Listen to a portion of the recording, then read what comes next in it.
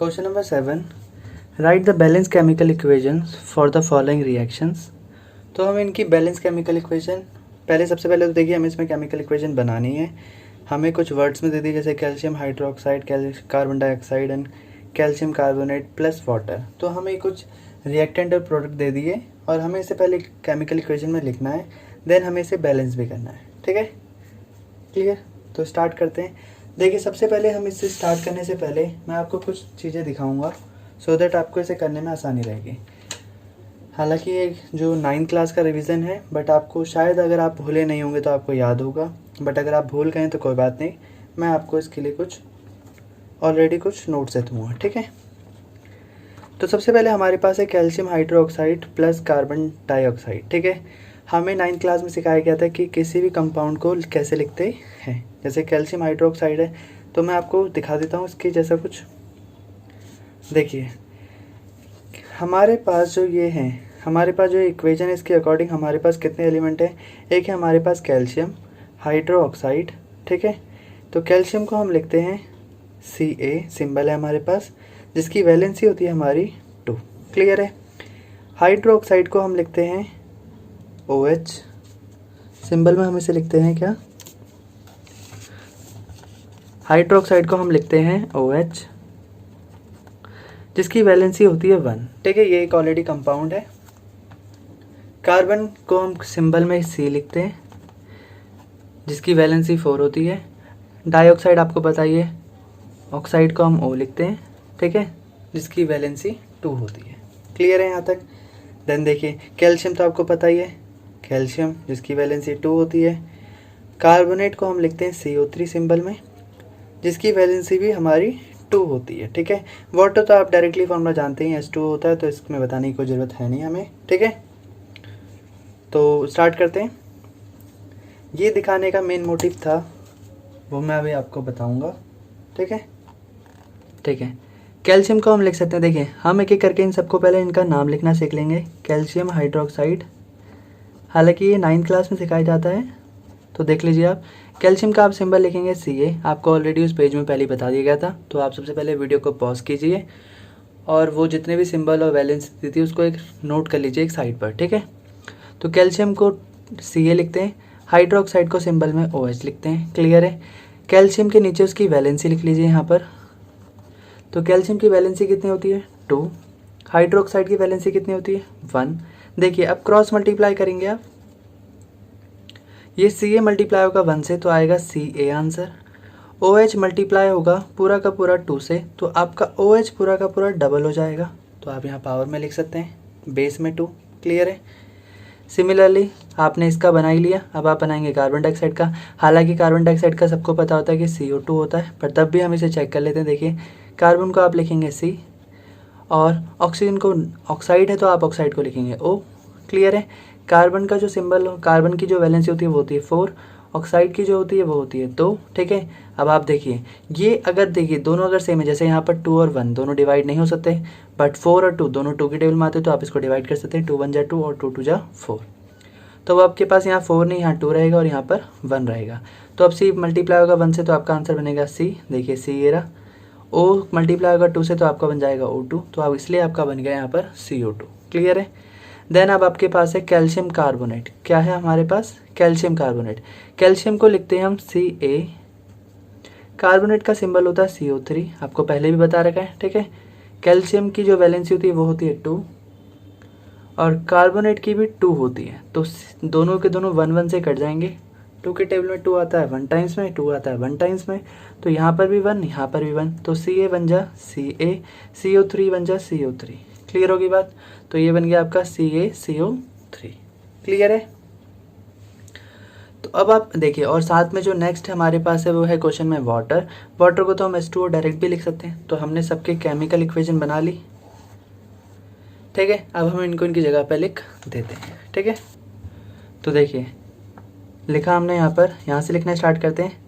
ये हमारा आ जाएगा CaOH2, CO2, CaCO3 plus H2O।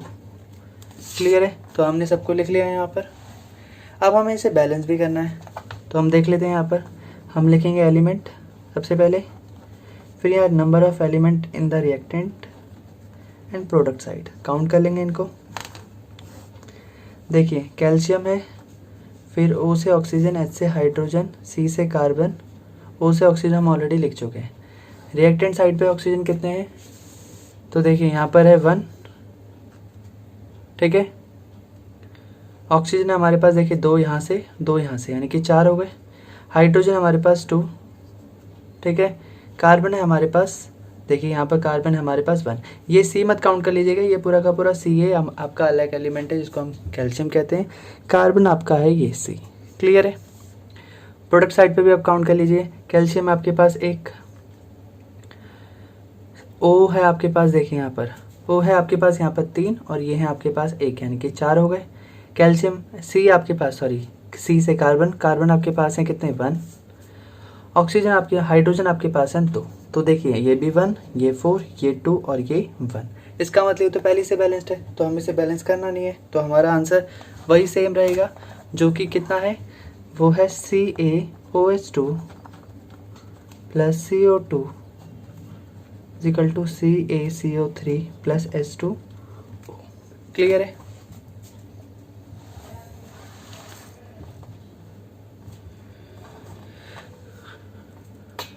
Question number 2,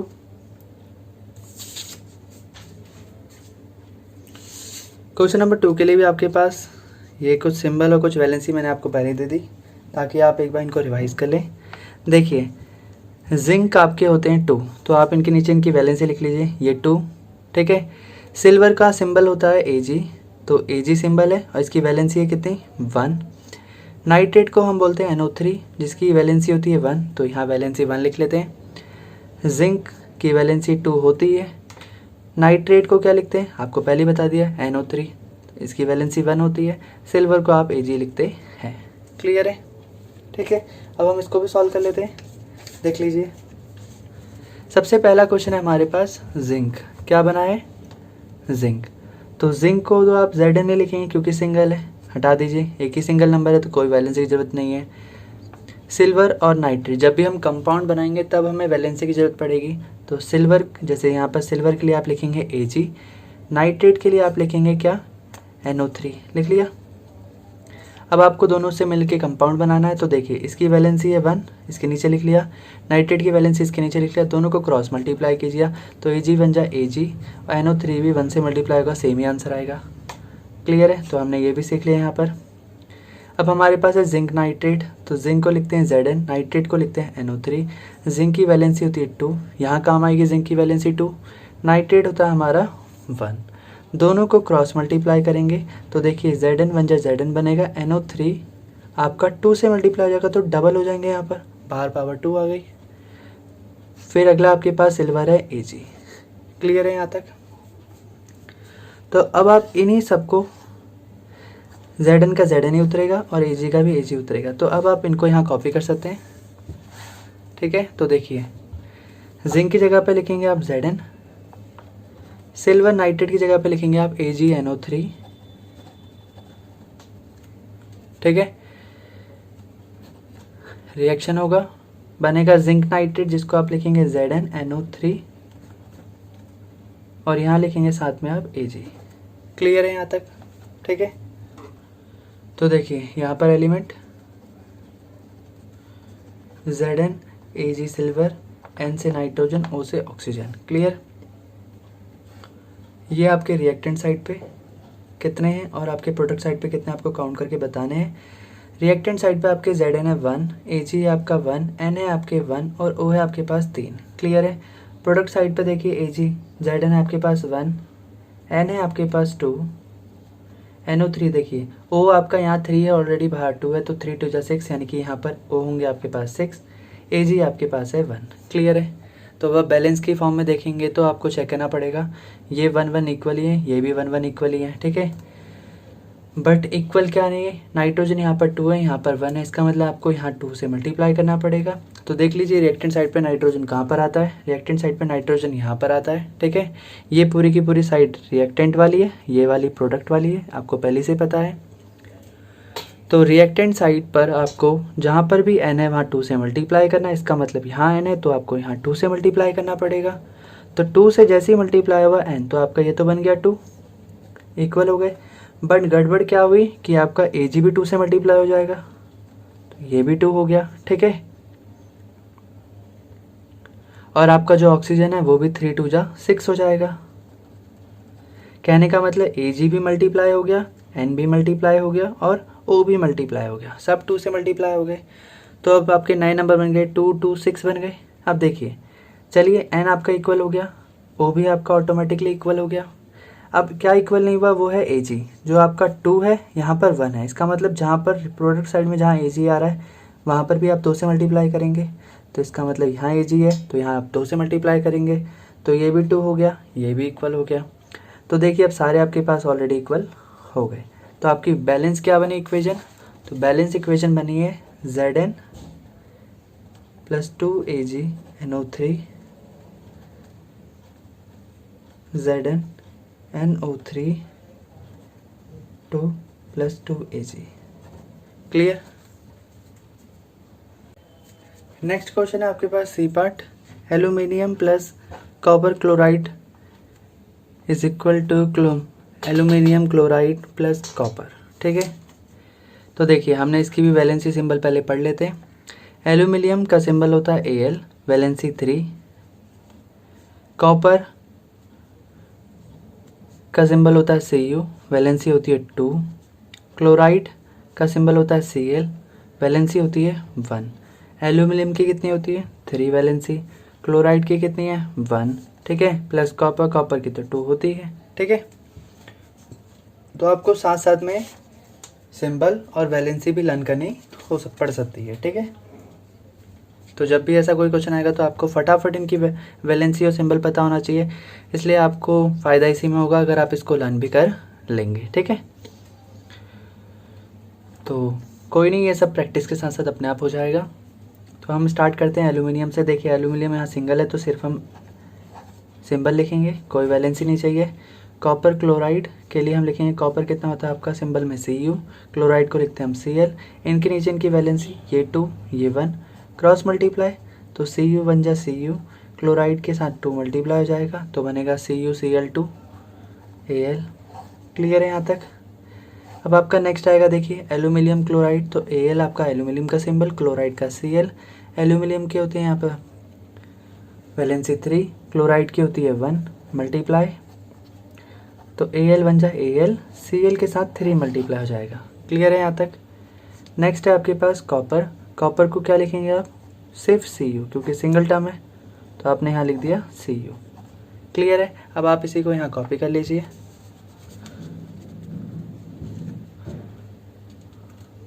बना है Al plus CuCl2 Al Cl3 plus Cu। Clear है। अब हम इसे बैलेंस करेंगे, देख लेते हैं बैलेंस है या नहीं है, तो हमें टेबल बनानी पड़ेगी। तो यहाँ पर हम एलिमेंट लिखेंगे। पहला एलिमेंट है हमारे पास aluminium, copper, chlorine, aluminium chlorine copper same ही है। रिएक्टेंट साइड पे कितने एलिमेंट है चेक कीजिए। एल्यूमिनियम है आपका 1, कॉपर है आपका 1, क्लोरीन है आपका 2। क्लियर।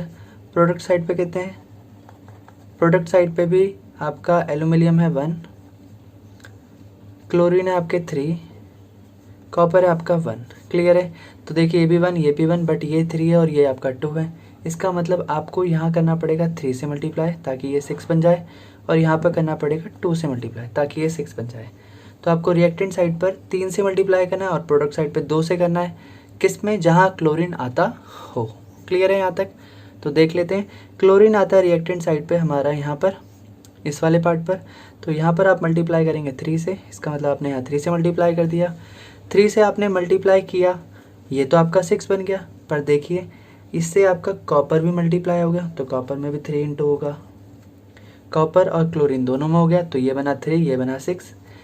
अब देखिए यहाँ आप करेंगे रिएक्ट प्रोडक्ट साइड पे 2 से मल्टीप्लाई, जहाँ पर क्लोरीन आता हो, क्लोरीन आता है यहाँ पर, इसका मतलब आप यहाँ मल्टीप्लाई करेंगे। मल्टीप्लाई करने से क्या हुआ, अब मल्टीप्लाई हो गया आपका एक तो यहाँ पर क्लोरीन की तरफ जो कि 6 हो गया बैलेंस में, बट एल्यूमिनियम पे भी मल्टीप्लाई हुआ 2, तो एल्यूमिनियम है आपका यहाँ पर, तो ये आपका हो गया 2। अब जब एल्यूमिनियम पे 2 मल्टीप्लाई हो गया, ठीक है। अब बैलेंसिंग के लिए फर्स्ट पार्ट तो आपका बैलेंसिंग हो गया, बट बाकी सब डिफरेंट हो गए। अब आप देखेंगे कि कॉपर यहाँ पर जो रिएक्टेंट साइड पर 3 है, बट यहाँ पर 1 है, तो प्रोडक्ट साइड पर आप 3 से मल्टीप्लाई करेंगे ताकि ये भी 3 बन जाए इसके इक्वल। तो देखिए रिएक्टेंट प्रोडक्ट साइड पर कॉपर कहाँ पर आता है, यहाँ पर है, तो आप इसमें आराम से 3 मल्टीप्लाई कर सकते हैं। तो 1 3 जा 3, यानी कि यहाँ पर आपका कॉपर हो गया 3। क्लियर है। अब आपके पास क्या बचा, 2 इक्वल हो गए। अब आपको देखना एल्यूमिनियम जो कि प्रोडक्ट साइड पे 2 है, और आपको रिएक्टेंट साइड पे भी 2 से मल्टीप्लाई करना पड़ेगा ताकि ये भी 2 बन जाए। तो आपने यहाँ पर भी 2 से मल्टीप्लाई कर दिया, ठीक है। सिंगल था इसलिए सिंगल ही मल्टीप्लाई होगा और सिर्फ सिंगल ही 2 बन जाएगा, ठीक है। नेक्स्ट क्वेश्चन है हमारे पास, barium chloride plus potassium sulphate reaction होके बनेगा barium sulphate plus potassium chloride. तो हम इसके भी सिंबल और वैलेंसी पहले पढ़ लेते हैं। देखिए हमारे सामने बैरियम को हम लिखेंगे वैलेंसी में 2, सिंबल है आपका Ba। क्लोरीन को आप लिखेंगे वैलेंसी में 1, सिंबल है आपका Cl। पोटेशियम को आप लिखेंगे वैलेंसी में 1, सिंबल है आपका K। सल्फेट को आप लिखेंगे वैलेंसी में 2, सिंबल है आपका SO4। क्लियर है। अब हम इनको बना लेते हैं। देखिए बैरियम है आपका 2, क्लोरीन आपका क्लोराइड है आपका 1, पोटेशियम की वैलेंसी भी 1 है और सल्फेट की वैलेंसी है 2, ठीक है। बैरियम आपका 2 है ही, सल्फेट आपका 2, पोटेशियम आपका 1, क्लोराइड आपका 1 वैलेंसी में, ठीक है। अब हम इनका बना लेते हैं साथ साथ में। देखिए बैरियम क्लोराइड, बैरियम का सिंबल है Ba, क्लोराइड का है Cl। देखिए वैलेंसी है बैरियम की 2, क्लोराइड की है 1, क्रॉस मल्टीप्लाई होंगे तो बनेगा Ba बन जा Ba एंड Cl2। क्लियर है यहाँ तक। नेक्स्ट है आपके पास पोटेशियम सल्फेट। पोटेशियम का सिंबल होता है K, सल्फेट का होता है SO4। क्लियर है यहाँ तक। ऐसे ही हाँ, ये पोटेशियम के नीचे वैलेंसी आएगी 1, सल्फेट के नीचे वैलेंसी है 2, क्रॉस मल्टीप्लाई तो बनेगा K2 और SO4, क्योंकि ये 1 ही है, सेम ही आ जाएगा। नेक्स्ट है हमारे पास बैरियम सल्फेट। बैरियम का सिंबल है Ba, सल्फेट का है SO4। देखिए बैरियम की वैलेंसी है 2, सल्फेट की भी 2 है, 2 से 2 कैंसिल, दोनों तरफ 1 आ जाएगा। तो जब मल्टीप्लाई होंगे तो आंसर सेम ही आएगा, BaSO4, Ba यहाँ से, SO4 यहाँ से। नेक्स्ट पोटेशियम क्लोराइड, इसको हम लिखेंगे क्या, K और Cl, K for potassium, Cl for chloride, ठीक है। क्लोरीन होता है, पोटेशियम का वैलेंसी 1, क्लोरीन की वैलेंसी 1, दोनों मल्टीप्लाई होंगे तो आपका बनेगा KCl। तो हमने सारे इनके सिंबल बना लिए इक्वेशंस की फॉर्म में। अब हम इनको यहाँ नोट डाउन कर लेते हैं। तो ये लिखा आपका BaCl2 प्लस K2SO4 जो बनेगा आपका BaSO4 प्लस KCl। क्लियर है यहाँ तक। अब आप इसको भी बैलेंस करने के लिए चेक करेंगे। सबसे पहले आप टेबल बनाएंगे। यहाँ पर एलिमेंट, ये आपकी रिएक्टेंट साइड और ये आपकी प्रोडक्ट साइड। क्लियर है। सो Ba, क्लोरीन का Cl, पोटेशियम का K, S for sulphur, O for oxygen, सारे अपने अलग अलग कर लिए एलिमेंट को। रिएक्टेंट साइड पे क्या क्या है देखिए, बैरियम आपका है 1 बार, क्लोरीन है आपका 2 बार, पोटेशियम है आपका 2 बार, सल्फर है आपका 1 बार, ऑक्सीजन है आपका 4 बार। क्लियर। प्रोडक्ट साइड पे देखिए, बैरियम है आपका 1 बार, सल्फर है आपका 1 बार, ऑक्सीजन है आपका 4 बार, पोटेशियम है आपका 1 बार, क्लोरीन है आपका 1 बार। क्लियर है यहाँ तक। अब आप क्या करेंगे देखिए, बैरियम आपका 1 1 है ही, क्लोरीन यहाँ पर 2 है, यहाँ पर 2 से मल्टीप्लाई कीजिए तो ये आपका बन जाएगा 2। क्लियर। तो यानी कि आपको क्लोरीन को प्रोडक्ट साइड पे 2 से मल्टीप्लाई करना है। तो क्लोरीन प्रोडक्ट साइड पे यहाँ पर है, आप यहाँ पर 2 से मल्टीप्लाई कर देंगे ऐसे, ठीक है। तो ये 2 से मल्टीप्लाई जब क्लोरीन हुआ तो पोटेशियम भी होगा, तो पोटेशियम में ऑटोमेटिकली 2 से मल्टीप्लाई होगा, ये भी आपका 2 बन गया। तो देखिए क्लोरीन भी आपका 2 है, पोटेशियम भी आपका 2 है, सल्फर तो ऑलरेडी 1 था ही, ऑक्सीजन भी आपका 4 है। तो ये सारे बैलेंस हो गए। तो आप लिख सकते हैं इनका जो आंसर है वो है BaCl2 प्लस K2SO4 जो बनेगा आपका BaSO4 प्लस 2KCl। क्लियर है।